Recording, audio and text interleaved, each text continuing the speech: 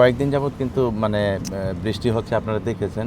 তো ইনশাল্লাহ খেলা হবে। এটা হয়তো সাময়িক প্রবলেম হচ্ছে, বাট খেলা হবে ইনশাল্লাহ।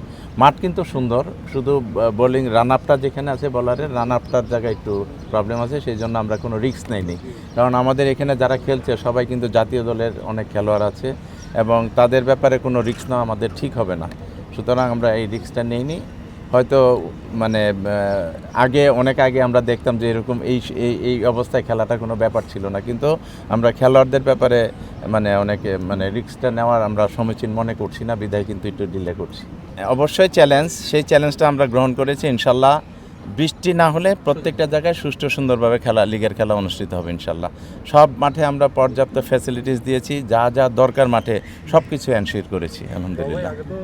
বিগত দিনে কি হয়েছে আমি এটা মানে আনতে চাই না, তবে আমি মনে করি এই 12টা ক্লাবই আমাদের দেশের ক্লাব, এই 12টা ক্লাবই ক্রিকেট বোর্ডের ক্লাব।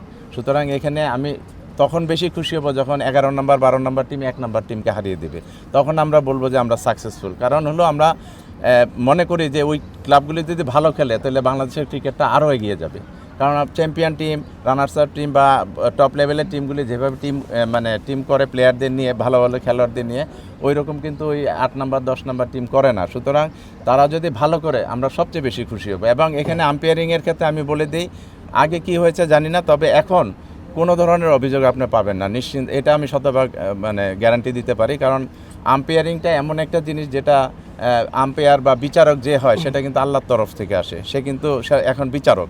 সুতরাং সে জেনে শুনে কোনো মানে অবৈধ বা কোনো অনৈতিক সিদ্ধান্ত দিবে না, এটা আমাদের দৃঢ় বিশ্বাস। এবং সেইভাবেই কিন্তু মেসেজ দেওয়া আছে সব ক্লাবগুলি আমাদের।